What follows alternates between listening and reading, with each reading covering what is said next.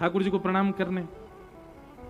तो जगन्नाथ, अब आप गए नहीं हो तो कैसे बताऊं, जगन्नाथ जी के पंडा पुजारी जो हैं वो बड़े अद्भुत ही हैं, अलग ही हैं, बिल्कुल पूरी दुनिया से अलग हैं हमारे जगन्नाथ जी के पंडा पुजारी।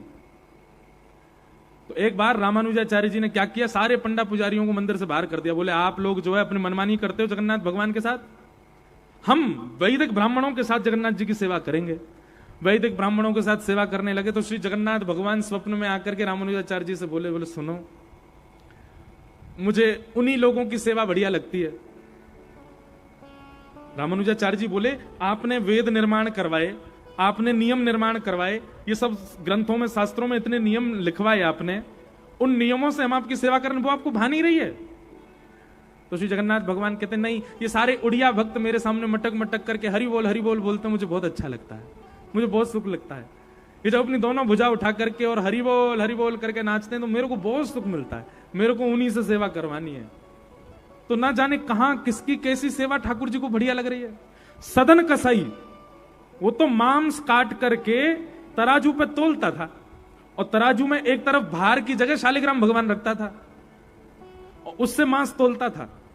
एक बार एक संत ने देख लिया तो संत ने देख करके कहा, राम राम राम, क्या करते हो तुम, शालिग्राम भगवान को भार बना करके तराजू तोलते हो, इनको हमको दो।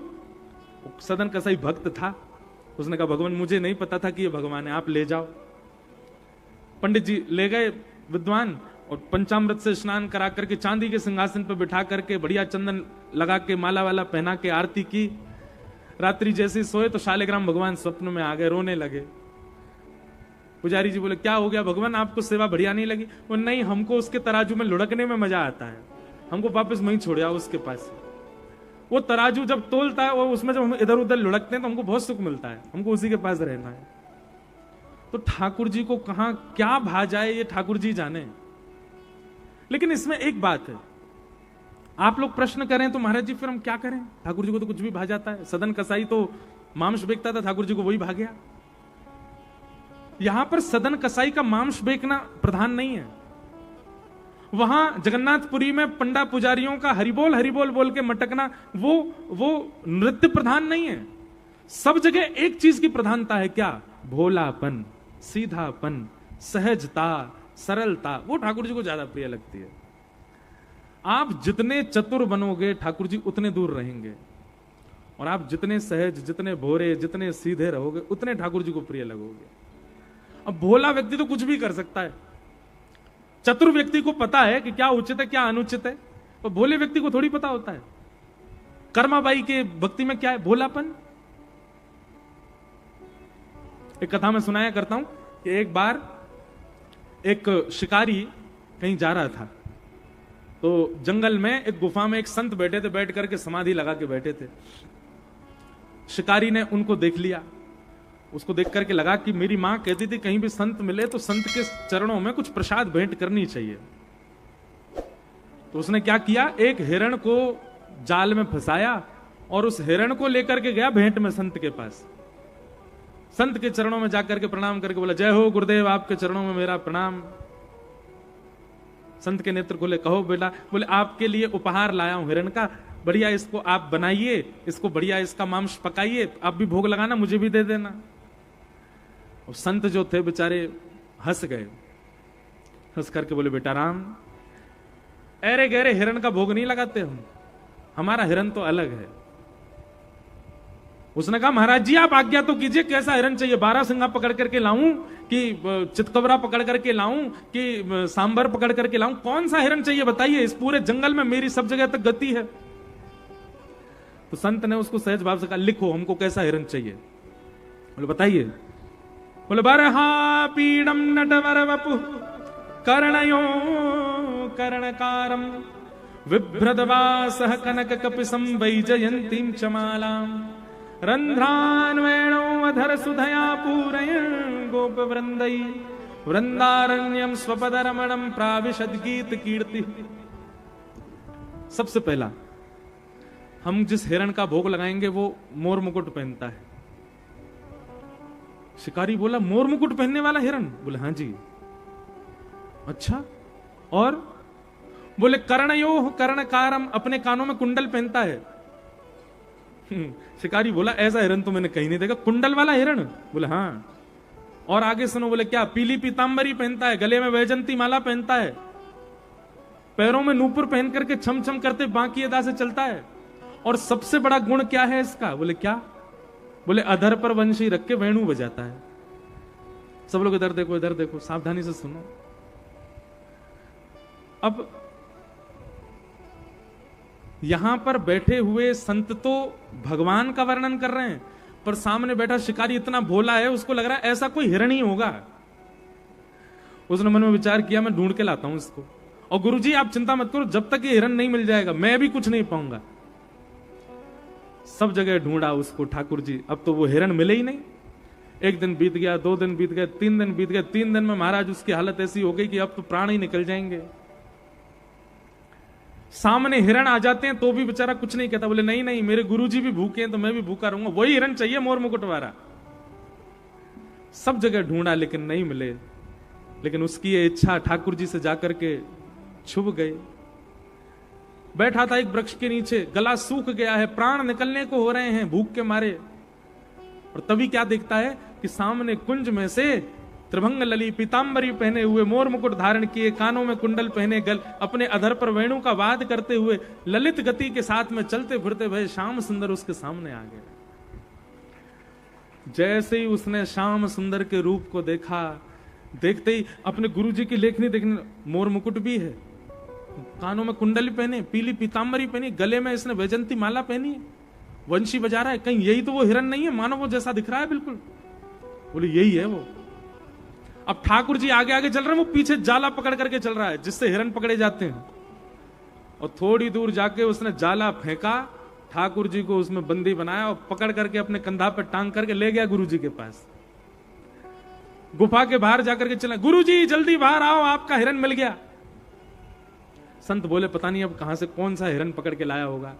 जैसे ही संत बाहर आए तो बाहर आकर के क्या देखा कि ठाकुर जी वहां के कंधा पे बैठे हुए, मोर मुकुट वंशीधारी पीतांबरी पहने हुए के कंधा पे बैठे हैं। उसने अरे जल्दी छोड़ इनको, नीचे छोड़। नहीं नहीं गुरुजी 3 दिन मिला, इसको नहीं छोड़ूंगा, भाग जाएगा। बढ़िया इसका पकाओ, इसको दोनों पाएंगे मैं और आप मिल करके। गुरु जी बोले अरे भैया जो साक्षात ठाकुर जी हैं इनको छोड़ो। तो कहने का अभिप्राय केवल इतना है कि ठाकुर जी किसी भी गुण पर रीझ जाते हैं, पर कब रीझते हैं? जब साधक भोला हो, सरल हो, सहज हो। चतुर व्यक्ति अगर जबरदस्ती कुछ ऐसा करेगा, कर्माबाई की तरह बिना नहाए धोए भोजन बना, दंड और लगेगा उसको, नरक और जाना पड़ेगा उसको। क्यों? क्योंकि तुम चतुर हो, तुम भोले नहीं हो। भोले व्यक्ति को ही, भोले व्यक्ति की ही स्वभाव पर ठाकुर जी रीझते हैं। इस प्रकार पूतना मर्दन लीला हुई। भगवान अब धीरे धीरे 3 महीना के हो गए। भगवान का करवट उत्सव मनाया गया। पहली बार ठाकुर जी ने करवट बदली। करवट बदलते ही महाराज पूरे ब्रजमंडल में नगाड़े बजने लगे। बोले काय बात को उत्सव है रो भैया, आज नंद के लाला ने करवट बदली है। सब ब्रजवासी नाच रहे गा रहे हैं, बोले जय हो, नंद के लाला ने करवट ली है। ठाकुर जी का करवट उत्सव था। पीछे यशोदा मैया ने नंद भवन के पीछे एक बैलगाड़ी के नीचे ठाकुर जी पढ़ा दिए। तभी एक सक्टासुर नाम का दैत्य आया। सक्टासुर दैत्य के आते ही भगवान ने अपना एक पांव लंबा किया और सकट में जैसे ही मारा, सकट 3 बार आकाश में घूम गया, सक्टासुर का वहीं वध हो गया। सक्टासुर का वध किया। यशोदा मैया आदि सब दौड़े दौड़े गए, देखी बैलगाड़ी उल्टी पड़ी है और एक राक्षस मरा पड़ा है। मैया पूछने लगी बैलगाड़ी कैसे गिर गई, जो राक्षस कैसे मर गो? एक बालक घूमता घूमता आया, बोले मैया मैं बताऊं कैसे मरो? बोले हाँ बता। बोले मैया तेरो लाला है ना नेक्सोसो? बोले हम बे। मैया जाने अपनो एक पाम उठायो और मैया पाम उठा के जाने इतना लंबो कियो, इतना लंबो कियो, इतना लंबो कियो और ऐसा लंबो करके मैया यानी पीछे करके यूं मारी, सोई बैलगाड़ी आकाश में 3 बार घूम गई और बई के नीचे राक्षस आके मर गयो। मैया बोली यहां पे आइयो। जैसे समीप गयो, मैया ने एक दियो वाके कान के नीचे। झूठ बोले? नेक सो मेरो लाला 3 महीना को भयो अभी यो कह रहा यानी इतना लंबो पाम कियो, लंबो करके मार दियो। झूठ बोले मुझे? मैया तेरी सौगंध खा के कह रहा हूं, मैं सांची बोल रहा हूं, तेरे लाला ने इतना लंबो पाम कियो मेरे सामने, मैंने देखी। मैया बोली दोबारा आ यहां पे। फिर तो एक दियो वहां में। शुकाचार्य जी वर्णन कर रहे हैं, अप्रेमयम बलम तस्य बालकस्य नते विदु। बालक झूठ नहीं बोल रहा है, बालक तो सच बता रहा है कि ठाकुर जी ने लंबा पांव करके बैलगाड़ी में मारा, लेकिन यशोदा मैया स्वीकार नहीं कर रही है कि मेरो लाला ऐसा कर सके। ठाकुर जी मंद मंद किल किल करके हंस रहे हैं, बोले अच्छा है, ये ब्रजवासी ये स्वीकार ही नहीं करेंगे कि मैं भगवान हूं। क्यों? क्योंकि प्रेम की प्रधानता जहां होती है वहां प्रभुता नहीं दिखती। प्रभुता वहीं दिखेगी जहां प्रेम कम होगा। आपको किसी व्यक्ति की योग्यताएं दिखाई देती हैं तो इसका मतलब उससे प्रेम नहीं है आपको। जहां प्रेम बहुत ज्यादा होता है ना, वहां योग्यताओं का दर्शन कम होता है। जैसे मां और पुत्र का संबंध, पुत्र कितना भी श्रेष्ठ हो जाए, मां के लिए वो सम ही रहेगा, मां के लिए वो अतिश्रेष्ठ नहीं हो सकता। इस प्रकार ठाकुर जी के संग लीला हो रही है। ठाकुर जी नेक और बड़े है गए, 1 वर्ष के है गए। अब 1 वर्ष के जैसे ही ठाकुर जी भये हैं, अब तो ठाकुर जी घुटमुन घुटमुन चलनो सीख गए हैं। अपने घुटनों ते चलें, पामन ते चलें। यशोदा मैया इतने में ही लाला को पकड़ करके और एक सुंदर पाजेब निकाल करके लाला के पामन में पहनाए थे। छुम छुम कर तो भयो लाला, पूरे ब्रजमंडल में घूम रहे हो, पूरे घर में आनंद कर रहे हो है।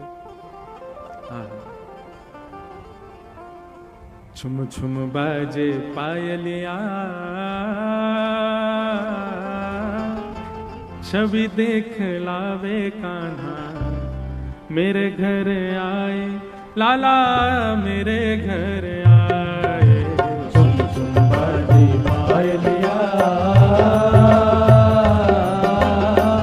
छवि देख लावे कान्हा, मेरे घर आए लाला, मेरे घर आए। हमने पिछली जन्माष्टमी पर एक निवेदन किया और इस बार लाखों वैष्णवों ने उस निवेदन को स्वीकार किया।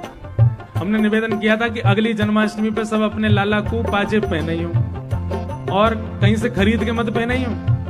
कोई सुनार की दुकान पे जाके बनवा करके पाजेब, छुम छुम आवाज आती हो, अपने अपने ठाकुरन को पहने ही हो और प्रतीक्षा करियो कि काउद ना रात्रि में वो ही स्वर सुनाई दे जो हमारे लाला ने अपने चरणन में पहन रखे। भैया पहले तो विश्वास मन में जगाओ कि लाला काउदना आवाज करके सुनावे, वो तभी आवाज सुनाई देगी, नहीं तो नहीं देगी। अब की जन्माष्टमी हमने नई बात कही, अब कमर में कोंधनी पहनाओ, कोंधनी में भी छोटी छोटी घंटी लगवाए लो। घर के लाला को ऐसे मत रखो, बढ़िया ऐसे रखो कि महाराज नेक भी हिरे सो भी आवाज होवे। यशोदा मैया ऐसे ना रखे लाला को, ऐसे ऐसे आभूषण पहना के रखे कि लाला नेक हिले सोई छम छम छम छम कितनी आवाज आ जाए। क्यों? यशोदा मैया पूरा ध्यान रखे लाला कहीं भाज नहीं जाए, कहीं हमारे घर को लाला भी भाज नहीं जाए। ऐसे ऐसे आभूषण पहना के रखो। बाजूबंद में भी नेक नेक स्वर वाले बाजूबंद पहनाओ, कड़ूला भी स्वर वाले पहनाओ, कोंधनी भी स्वर वाली पहनाओ, माला भी स्वर वाली पहनाओ। नेको हिले सो महाराज पता चल जाए कि हिलो लाला। ओ मेकी पूरे विश्व को चलाने वाले ठाकुर जी आज स्वयं घुटमुन घुटमुन चल रहे हैं। यशोदा मैया 2 उंगली लाला के आगे करे, सोई लाला अपनी कोमल उंगली से यशोदा मैया की उंगली पकड़ ले। मैया जैसे ही लाला को उठावे सोई ठाकुर जी खड़े हो जाएं। मैया नेक नेक चलावे, लाला नेक नेक चले, सोई मैया अपने हाथन को हटा ले। अब ठाकुर जी कभी इतकू जामे, कभी उतकू जामे, घबरा जामे, रोते रोते मैया से कहे मैया मैं गिरवे वार हूं। अब बोल तो सके ना है, लेकिन ठाकुर जी की सब छवि देख करके आकाश के सब देवता कह रहे हैं जय हो, धन्य है ठाकुर जी। पूरे विश्व को चलाने वाले आज स्वयं चलना सीख रहे हैं।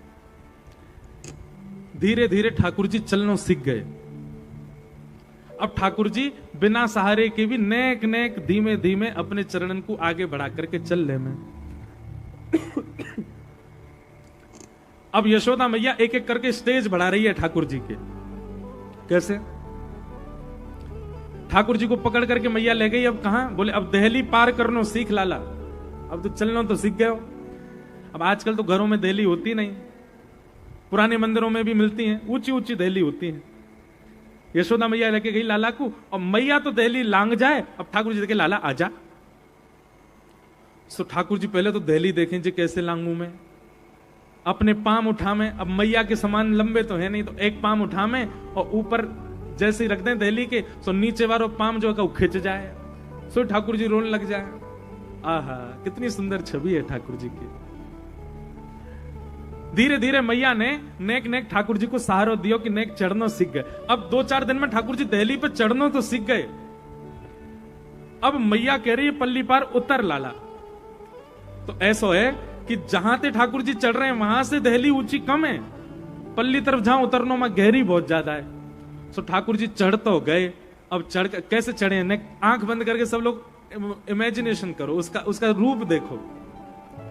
श्री नारद जी महाराज इसका वर्णन कर रहे हैं। श्रुतिम अपरे स्मृतिम अपरे भजन्तु भव भीता नीतिम अपरे अहम तु नंदम वृंदे यस्या लिंदे ब्रह्म वसता। बोले कैसे लग रहे हैं ठाकुर जी? बोले दहली पे चढ़ तो गए, तो चढ़े कैसे ठाकुर जी?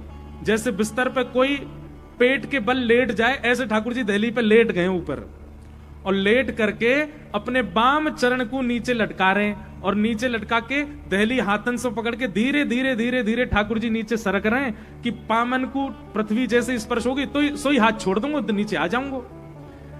लेकिन धीमे धीमे ठाकुर जी जैसे ही खिसक रहे हैं, अपने पाम के छोटे छोटे अंगूठान से हिला हिला के देख रहे हैं कि नीचे जमीन आई कि नहीं आई, आई कि नहीं आई, नेक और सर के आई कि नहीं आई, नेक और सर के आई कि नहीं आई। अब स्थिति ये आ गई कि एक हाथ और एक पाम से ठाकुर जी दहली पर लटक गए, और एक पाम नीचे लटका करके अपने अंगूठा से देख रहे हैं धरती आई कि नहीं आई, तब भी नहीं आई। तो ठाकुर जी लटके लटके रोने लगे जोर से, मानो ठाकुर जी यशोदा मैया तो कह रहे हो मैया मैं गिर जाऊंगा, मैं बचा। नारद जी महाराज कह रहे हैं जय हो जय हो जय हो, मैंने वेदों में ढूंढा मुझे परमात्मा नहीं मिला, मैंने श्रुतियों में ढूंढा मुझे परमात्मा नहीं मिला, मैंने वैकुंठ में ढूंढा मुझे परमात्मा नहीं मिला। अरे मिल गया मिल गया मिल गया। कहां मिला? बोले वृंदावन में नंद भवन की दहली पे लटका हुआ मिल गया। बोले कहां है? बोले वृंदावन की दहली पे लटको हुए। यस्या लिंदे ब्रह्म वसता। राधा रमण जी के दर्शन किए? उनके स्वरूप को देख करके कभी यूं नहीं लगता होगा इस सिंहासन से उतरते कैसे होंगे नीचे? जैसे बालक सिड्डी से कैसे उतरता है, बालक सीधे नहीं उतरता, उल्टा होकर के पहले पाम नीचे धरेगा, फिर हाथ से ऊपर को नीचे करेगा, बड़ा सुंदर लगता है। मैं तो कोई बालकों की हरकत होती मैं उसमें ठाकुर जी के सोचता हूं, ठाकुर जी कैसे करते होंगे। इसीलिए हमारे ब्रज के रसिक कहते हैं कौन पावे आको पार, प्रेम ने दिया की सदा उल्टी बहे धार। और उसी में एक पंक्ति है, मुझे वो पंक्ति याद नहीं। बोले वामन बन करके गए थे बलि के यहां, 2 पग से तीनों लोग नाप लिए इन्होंने, और यहां इनसे यशोदा जी की दहली नहीं लांगी जा रही है। यहां दहली लांगवे में इनके पाम छोटे पड़ रहे हैं। किस लिए छोटे पड़ रहे हैं? बोले पाम छोटे नहीं पड़ रहे हैं, दहली ऊंची नहीं पड़ रही है, प्रेम है इसलिए ठाकुर जी लांग नहीं रहे हैं, इसलिए ठाकुर जी उसको पार कर नहीं रहे हैं। ऐसी मधुर मधुर लीला ठाकुर जी कर रहे हैं। बड़ी मधुर लीलाएं हैं ठाकुर जी, मुझे तो थोड़ी थोड़ी याद आती है तो मैं सुनाता हूं। अब ठाकुर जी धीरे धीरे बोलना सीख रहे हैं। रोज नंबर लगता है, सब आते हैं ठाकुर जी के पास आके बोलते हैं यशोदा मैया के लाला बोल मैया। नंद बाबा कहते हैं बोले ना बोलो बाबा। बलराम जी आते हैं बोले नहीं बोलो भैया। गोपियां आती हैं अपना अपना नाम बुलवाती हैं, ठाकुर जी मंद मंद मुस्काते हैं, किसी का नाम नहीं बोलते। ठाकुर जी ने सबसे पहले क्या बोला पता है? मैया पीछे पड़ी रहती, लाला गोद में लेके लाला बोल मैया, लाला बोल मैया, लाला बोल मैया। ठाकुर जी एक दिन मैया यमुना जल भरने जा रही, लाला ऐसे कमर पे लटका रखे हैं और गागरी पकड़ करके जा रही हैं। ठाकुर जी मैया की चुनरी पकड़ करके वासों खेल रहे हैं, और खेलते खेलते ठाकुर जी बोले गैया।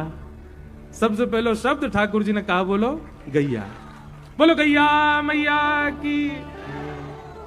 अब यशोदा मैया परस के ठाकुर जी है गए, तुतरा तुतरा करके बोलना सीख गए।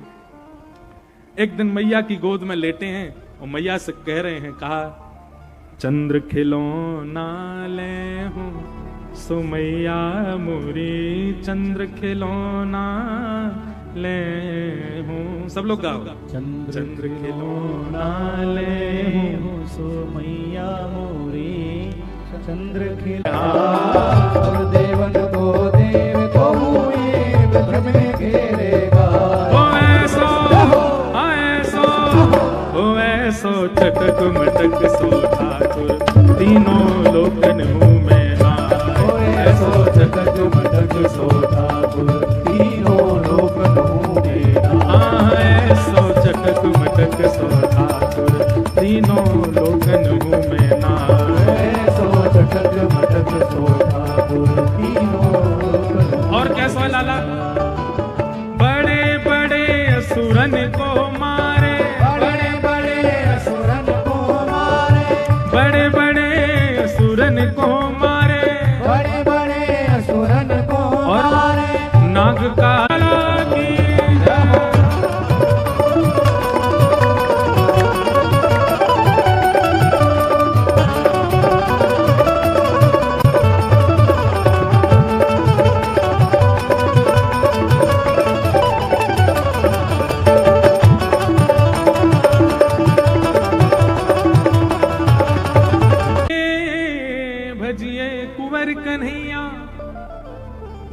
वृंदावन सांचो धन भैया।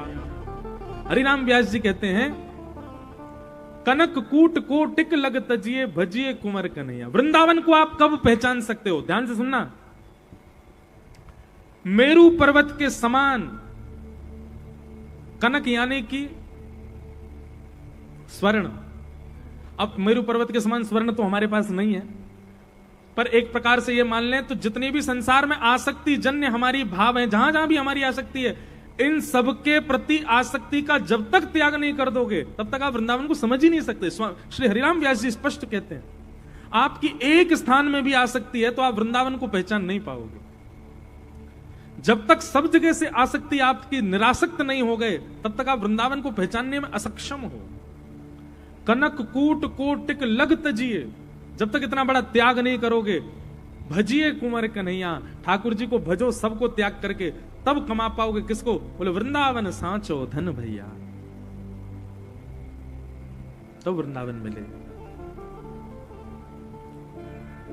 सामान्य नहीं है वृंदावन, किशोरी जी की कृपा होती है तभी वृंदावन प्राप्त होता है। कई लोग प्रश्न लिख लिख करके भेजते हैं कि वृंदावन वास कैसे मिले, अखंड व्रजधाम वास कैसे मिले। एक बात तो पहले क्लियर कर लीजिए कि आपको तन से नहीं बसना है वहां, आपके मन में वृंदावन बसे। वृंदावन अचल स्थान नहीं है जलंधर की तरह। जलंधर हमेशा यहीं रहेगा। 100 वर्ष बीत जाएं, 100 वर्ष पहले, 1000 वर्ष बाद भी जलंधर यहीं रहेगा।